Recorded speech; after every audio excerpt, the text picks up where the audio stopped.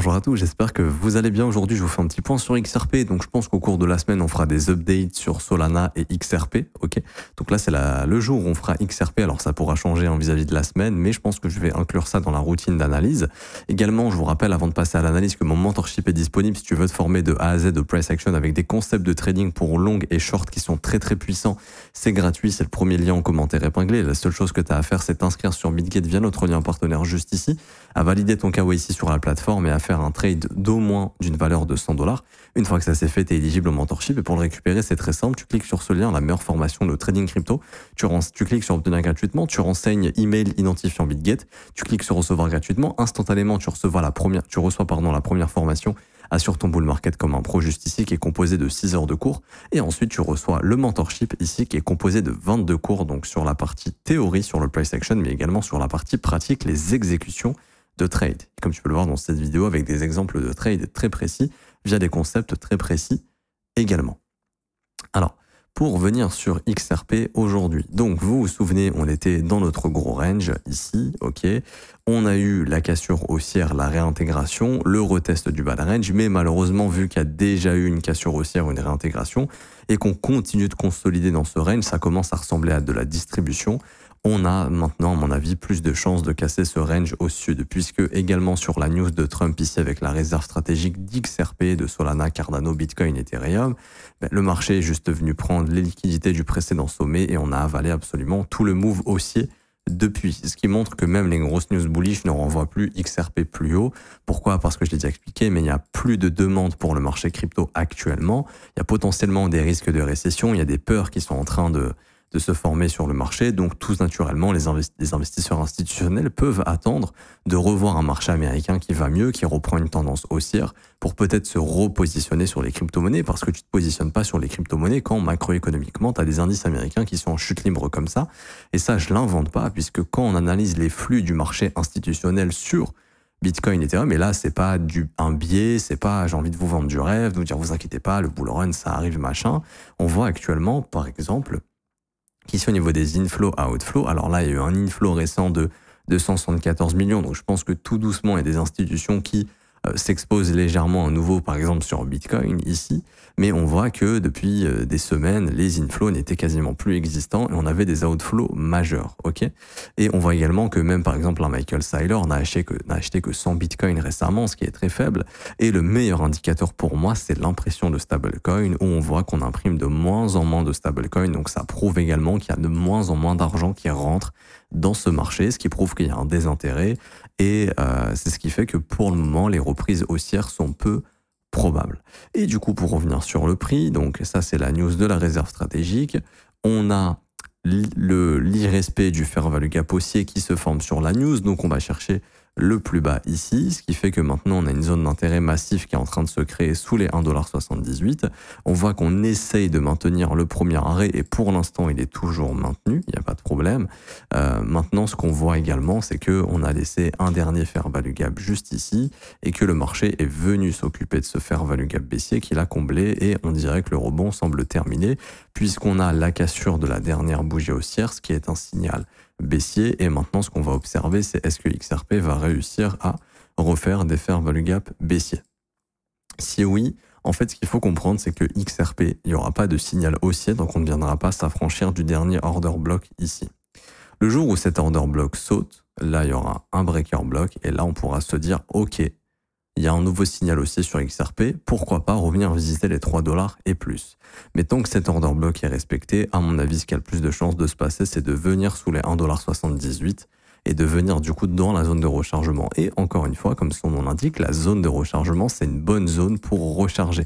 Mais là, on voit bien que ça commence à ressembler à de la distribution ici, hein. Consolidation, pump, réintégration, prise de liquidité, redump, on voit les structures baissières, enfin j'ai envie de dire ça commence à ressembler à une phase de distribution, il y a un marché qui est en train de redevenir baissier et qui à mon avis va revenir travailler sa zone de rechargement. Ensuite, une fois que la zone de rechargement est atteinte, là va falloir observer le cas contraire, c'est-à-dire peut-être un range, cassure baissière et intégration, et là une cassure haussière et une reprise haussière. Je pense personnellement qu'on se dirige vers un ralentissement de l'économie aux États-Unis. Je pense que la Fed va être forcée de baisser ses taux plus vite que prévu. plus agressivement que prévu plutôt. Donc peut-être que d'ici fin 2025, début 2026, on aura des taux d'intérêt beaucoup plus bas que maintenant, ce qui à ce moment-là permettra de restimuler les assets à risque. Mais si jamais on fait ça, c'est qu'avant il y a eu un gros dump des marchés, parce que si jamais la Fed est obligée de baisser ses taux en panique, on va le pricer ça. Parce qu'en fait, ça va pricer une récession, un ralentissement de l'économie. Et du coup, il y aura la chute des marchés. Donc ça, c'est peut-être le move qui va ramener XRP dans sa zone de rechargement. Et ensuite, quand la Fed va devoir restimuler l'économie, XRP pourra remonter. Je pense qu'XRP refera un ATH dans un avenir, j'allais dire proche, mais je pense que ce sera plutôt l'année prochaine, honnêtement. Donc la dynamique reste ainsi. Et c'est pour ça que plus ça baisse, plus les prix sont intéressants pour en accumuler un maximum, pour revendre ça plus haut, parce que d'une part, il y aura l'ETF d'XRP probablement au cours des prochains mois, donc ça sera observé. Il y aura probablement de la demande institutionnelle sur XRP, très probablement via les ETF, donc tout ça, ce sont des narratifs qui vont rebooster les prix. Mais pour l'instant, il n'y a plus de narratifs haussiers. Les narratifs haussiers vont arriver dans plusieurs mois, et d'ici là également, on attendra de voir un petit peu macroéconomiquement, où est-ce qu'on en est. Est-ce qu'il y a la possibilité de baisser les taux, etc., etc. Ça sera des choses à observer. Est-ce qu'on aura eu le pricing d'une récession? Là, on commence juste à pricer. Ici, on n'a pas pricé la récession. Ce qu'on a pricé ici, c'est les risques d'une récession. Mais si la récession se confirme, on va pricer cette récession. Et là, ça risque d'être beaucoup plus sanglant sur les indices américains. Bien sûr, ce sera un gros dip à acheter puisque la Fed va venir sauver tout ça.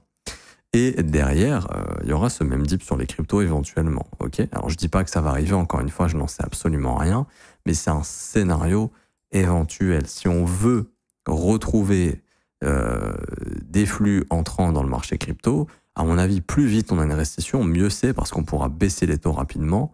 Et à ce moment-là, il y aura de la liquidité qui reviendra dans le marché crypto en masse, chose que pour l'instant on n'a plus parce que on commence à saturer un petit peu d'un point de vue liquidité sur les marchés. Donc ça sera une chose plutôt intéressante à ce moment-là.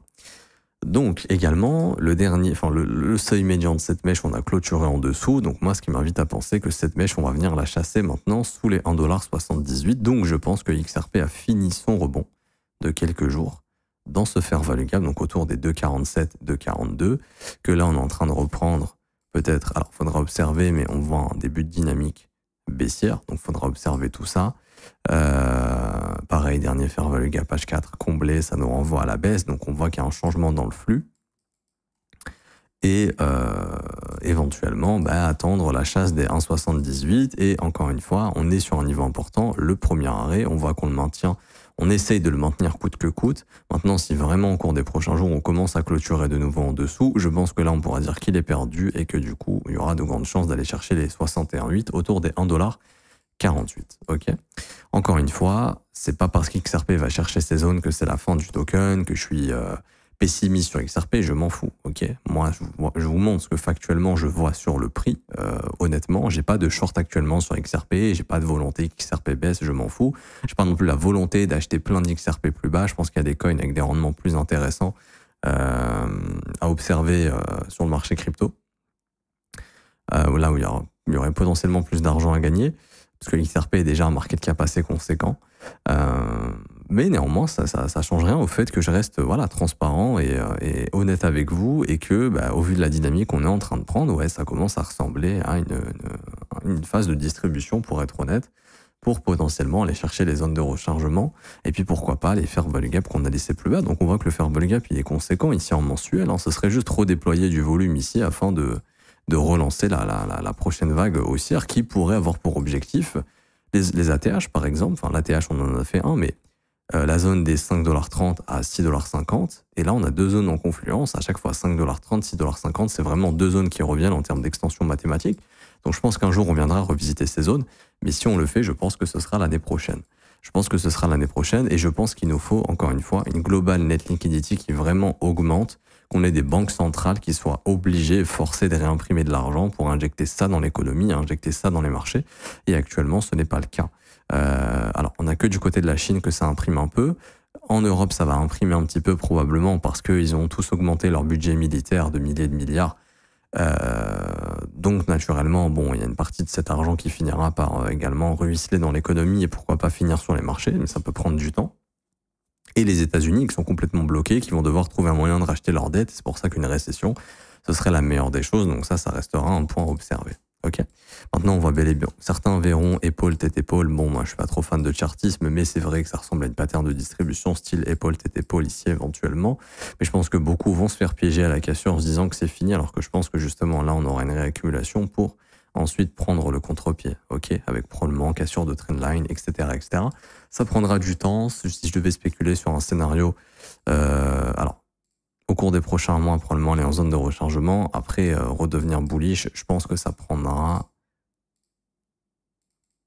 au moins jusque été 2025, voire fin 2025, avant de retrouver du flux aussi sur XRP, je pense. Et ça, je pense que ce sera sur l'ensemble du marché si macroéconomiquement ne s'améliore pas. S'améliorer, ça veut dire quoi macroéconomiquement?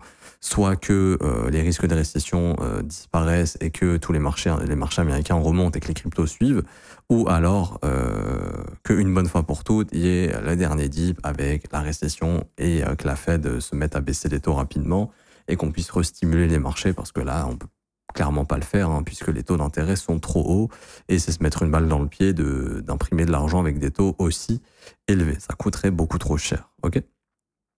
Donc je m'arrête ici pour aujourd'hui, j'espère que ça vous aura plu. Si c'est le cas, n'hésitez pas à laisser un petit pouce bleu, vous abonner si ce n'est pas déjà fait. Également, je vous rappelle, on a un service de copy trading qui est rentable, c'est le premier lien en commentaire épinglé pour nous rejoindre. Je vous montre les résultats. On a fait 36 TP sur la stratégie LIM la semaine dernière, mais c'est pas tout. On a fait 6,15 R sur la stratégie SPT, c'est exceptionnel du 9 au 16 mars. Ça, c'est sans rien faire, vous conservez 100% des gains, c'est 100% gratuit. Pour nous rejoindre, premier lien en commentaire épinglé, ça vous ramène sur cette page juste ici. Vous avez juste à vous inscrire sur BitGet via notre lien partenaire. Vous renseignez email, password, j'accepte les conditions, créer un compte. Ensuite, vous validez votre KYC. Et après, pour nous rejoindre, c'est très simple. Vous cliquez sur rejoindre copy trading. Vous renseignez prénom, email, identifiant BitGet. Vous cliquez sur rejoindre. Ça va créer votre accès au copy trading. Ensuite, vous cliquez sur ce lien, configurer le copy trading. Il y a 4 vidéos à regarder.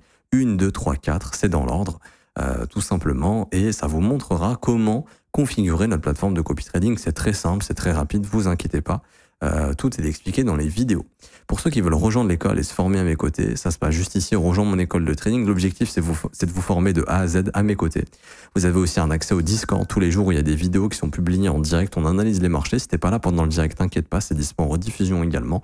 On trouve des opportunités ensemble. Je vous montre des concepts de trading, on parle de mindset, etc., etc. De psychologie, de stratégie, d'exécution de trade. Également, vous aurez accès à ma formation la plus complète, la formation de l'école, 19 heures de cours vidéo, mais surtout 8 modules qui vous forment de A à Z sur la fondation des bases, l'analyse du prix, structure, momentum, setup, psychologie, sentiment, order flow, analyse fondamentale. Il y a même des exercices pour vérifier que vous avez bien compris ce que vous avez regardé pour vous exercer.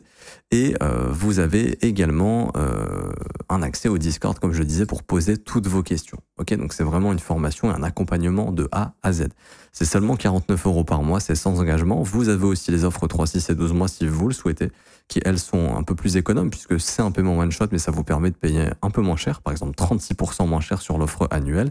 C'est sans engagement, je le répète, vous pouvez essayer un mois et arrêter ensuite. Vous avez également les témoignages des membres juste ici. Si vous souhaitez les lire, il y a un petit échantillon sur le site. Maintenant, si vous en voulez plus, c'est juste à cliquer sur ce lien, témoignage école, et là, vous aurez tous les témoignages des élèves dans le Discord. Je m'arrête ici. Bonne journée à tous. On se retrouve très bientôt. Ciao, ciao.